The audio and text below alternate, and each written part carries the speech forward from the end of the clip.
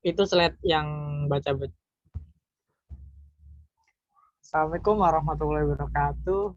Izin memperkenalkan diri, nama saya Ferry Febriansa selaku moderator yang akan memandu kegiatan diskusi pada hari ini. Adapun bersama dengan teman-teman saya, yang pertama ada Ferry Febriansa, saya sendiri, Maya Sarelina, Emrin Agustin, dan Alivia Rukmi Chandra Dewi. Adapun susunan kegiatan pada diskusi pada hari ini yaitu yang pertama ada pertama presentasi materi diskusi kelompok dari kelompok 5. Yang kedua sesi tanya jawab jika ada yang ingin ditanyakan. Yang ketiga penutup. Baiklah, cara yang pertama-tama presentasi materi kepada kelompok 5, saya silakan. Mungkin akan saya bacakan terlebih dahulu ya konsep dasarnya. Setiap atom memiliki inti yang terdiri atas proton dan neutron, serta dikelilingi oleh elektron yang berputar mengelilingi inti atom. Elektron dan proton masing-masing memiliki muatan sebesar 1,60 kali 10 dikurangi 19 cm, di mana elektron bermuatan negatif dan proton bermuatan positif, sementara neutron tidak bermuatan. Massa dari partikel penyusun atom ini sangat kecil. Proton dan neutron memiliki massa yang hampir sama, yaitu 1,67 kali 10 dikurangi 27 kg.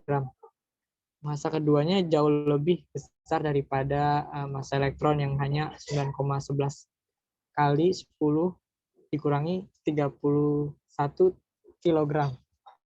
Ya, selanjutnya Olivia bisa dilanjutkan. Baik, terima kasih moderator. Selanjutnya adalah model atom. Model atom yang pertama kali diterima dengan luas yaitu model atom Bohr, di mana elektron diasumsikan berevolusi mengelilingi inti atom dalam suatu orbit tertentu. Dari posisi sebuah elektron belum terdefinisi dengan baik, selain dikatakan berada dalam sebuah orbital. Nah, ini merupakan salah satu gambar dari model atom Bohr.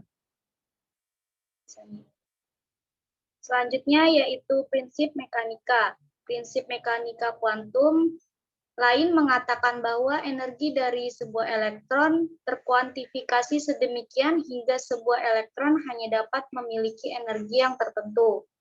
Elektron dapat mengubah energinya. Namun agar hal itu dapat terjadi, elektron harus melakukan lompatan kuantum ke tingkat energi yang lebih tinggi dengan menyerap energi atau ke tingkat energi yang lebih rendah dengan melepaskan energi. Energi elektron yang diizinkan ini sering disebut juga dengan tingkat energi. Selanjutnya yaitu bilangan kuantum. Bilangan kuantum menggunakan mekanika gelombang. Seluruh elektron di dalam atom dicirikan dengan 4 bilangan kuantum. Ukuran, bentuk, dan orientasi ruang dari sebuah elektron dijelaskan dengan 3 dari bilangan kuantum tersebut. Tingkat energi elektron yang dalam model Bohr dijelaskan dalam satu orbital dibagi dalam beberapa subkulit dan bilangan kuantum menunjukkan jumlah tingkat energi dalam setiap subkulit. Selanjutnya saya kembalikan ke moderator. Ya, terima kasih Alivia Rukmi Chandra Dewi telah memaparkan materinya. Lalu saya serahkan kepada Maya Sarelina untuk dilanjut. Baik, terima kasih moderator. Selanjutnya itu ikatan atom padatan. Ikatan atom padatan dapat dibagi menjadi 2, yaitu sebagai berikut. Yang pertama, ikatan primer, yang umumnya dimiliki oleh atom-atom dalam benda padat seperti logam, polimer, atau keramik. Berikut ini adalah 3 jenis ikatan primer. Yang pertama itu ikatan ionik. Ikatan ionik adalah jenis ikatan yang paling mudah untuk dijelaskan dan digambarkan.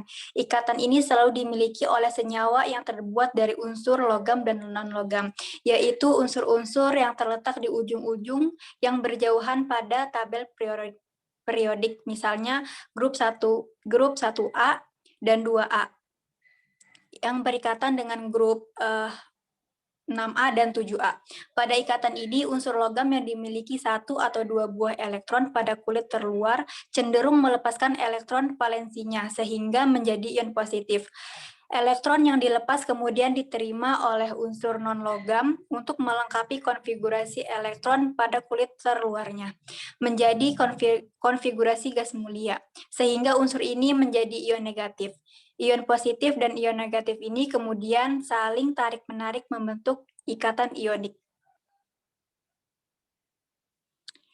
Selanjutnya ikatan kovalen. Pada ikatan kovalen, konfigurasi elektron yang stabil dicapai dengan cara pemakaian elektron secara bersama di antara dua atom yang berdekatan. Dua atom yang berikatan kovalen masing-masing akan menyumbangkan minimal 1 elektron untuk dipakai bersama. Ikatan kovalen digambarkan secara skematis untuk molekul metang atau CH4, metana atau CH4. Atom karbon memiliki 4 elektron valensi, sementara masing-masing dari keempat atom hidrogen memiliki 1 elektron valensi. Jadi jika atom-atom tersebut bergabung, atom hidrogen akan dapat mencapai kestabilan helium, sedangkan atom karbon dapat mencapai kestabilan neon atau 8 atom pada kulit terluar. Karena elektron harus dipakai bersama, ikatan kovalen bersifat direksional, artinya ikatan antara satu atom dan atom lainnya itu berada pada arah tertentu, di mana keduanya dapat saling berbagi atom. Selanjutnya saya kembalikan ke moderator. Oke, terima kasih Maya Saralina telah memaparkan materinya. Lalu dilanjut oleh Rian Agustin. Silakan Rian Agustin. Baik, terima kasih moderator. Selanjutnya di sini ada ikatan logam. Ikatan logam terdapat pada unsur logam yang umumnya memiliki 3, 4, atau 5 elektron valensi. Atom-atom logam tersusun padat, sehingga elektron valensi dari setiap atom tidak lagi terikat pada satu atom, namun bebas bergerak ke seluruh bagian logam. Elektron ini merupakan milik dari seluruh atom logam dan membentuk semacam awan elektron yang mengikat seluruh atom menjadi satu kesatuan.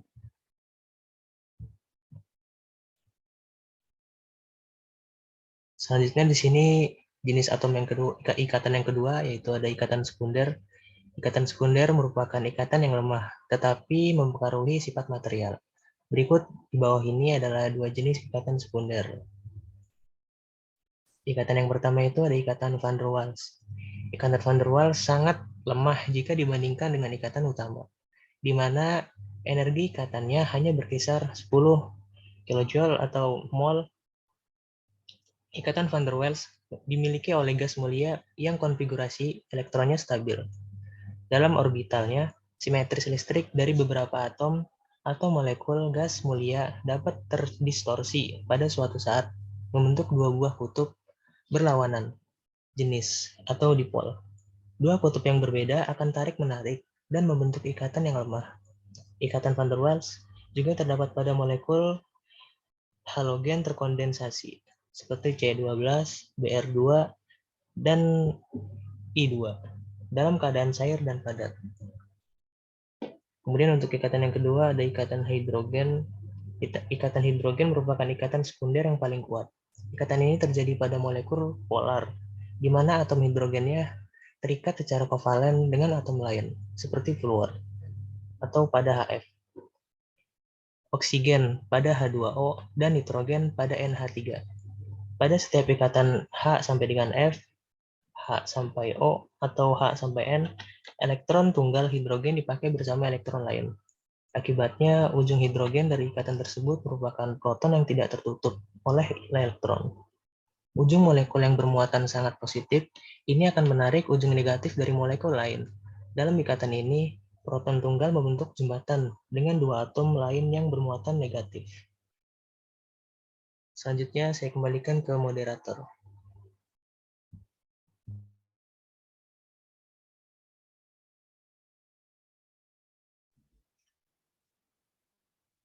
Coba next. Ya, sebelumnya ada yang ingin ditanyakan?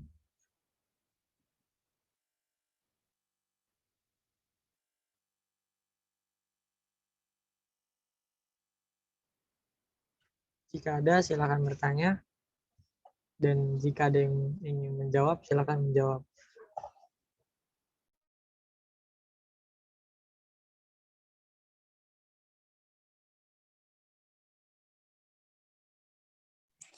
Izin bertanya, moderator. Ya, silakan Maya Saralina. Tadi kan kita membahas tentang ikatan primer dan ikatan sekunder. Ada nggak sih perbedaan spesifik antara kedua ikatan tersebut? Oke, berarti pertanyaannya apa perbedaannya ikatan primer dan sekunder secara spesifik? Oke, mungkin dari teman-teman yang lain ada yang ingin menjawab.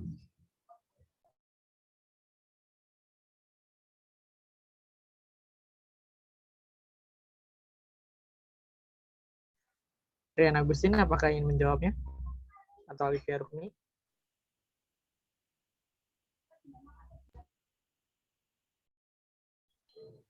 Perbedaan, ya silakan Olivia. Ya, izin menjawab moderator. Tadi kan pertanyaannya perbedaan antara ikatan primer dan ikatan sekunder ya. Nah, jadi Ya, di betul. sini ya. Nah, jadi di sini perbedaannya itu kalau ikatan primer itu ikatan antar atom, sedangkan ikatan sekunder itu adalah ikatan antar molekul. Selanjutnya, di ikatan primer itu terjadi karena serah terima elektron atau pemakaian bersama pasangan elektron. Sedangkan ikatan sekunder itu terjadi karena adanya dipol. Lalu perbedaan lainnya, ikatan primer itu merupakan ikatan ion dan ikatan kovalen polar yang dapat menghantarkan arus listrik. Sedangkan ikatan sekunder merupakan kekuatan listrik yang dimiliki dipol lebih lemah dibanding kekuatan listrik ion. Perbedaan selanjutnya yaitu dari ikatan primer itu terdiri dari ikatan ion dan ikatan kovalen, dan ikatan yang terbentuknya itu lebih kuat. Sedangkan ikatan sekunder itu terdiri dari gaya van der Waals, gaya London, dan juga ikatan hidrogen. Ikatan yang terbentuknya itu lebih mudah dan juga mudah terputus. Mungkin itu saja jawaban yang dapat saya sampaikan. Apakah cukup, Maya? Ya, Cukup, bagaimana? Alvin. Oke, terima kasih Maya Saralina telah menjawabnya dan Alvia. Maya Saralina telah menanyakan dan Alvia menjawabnya. Mungkin ada yang lain? Jika tidak, maka saya akan simpulkan gitu. Apakah ada yang ingin masih ditanyakan? Dari saya cukup, moderator. Oke, langsung saya simpulkan saja ya. Jadi kita hari ini membahas tentang dari konsep dasar dan terus model atom yang pertama kali diterima dengan luas adalah model atom Bohr, di mana elektron diasumsikan berevolusi melindungi inti atom dalam suatu orbit tertentu gitu. Dan prinsip mekanikanya ini kuantum lain mengatakan bahwa energi dari elektron terkualifikasi sedemikian hingga elektron hanya dapat memiliki energi yang tertentu gitu. Elektron dapat mengubah energinya juga. Bilangan kuantum menggunakan mekanika gelombang, seluruh elektron di dalam atom dicirikan dengan 4 bilangan kuantum gitu. Ukuran, bentuk, dan orientasi ruang dari sebuah elektron dijelaskan dengan 3 dari bilangan kuantum tersebut. Dan ikatan atom padat itu juga ada 2 gitu.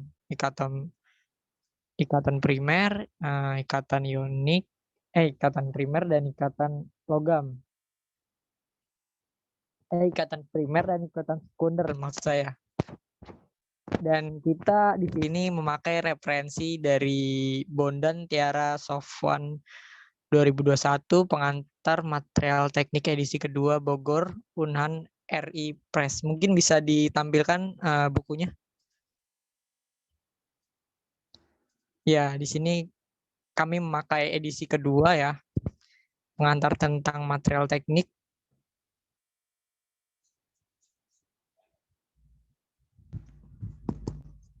Oke, sudah cukup.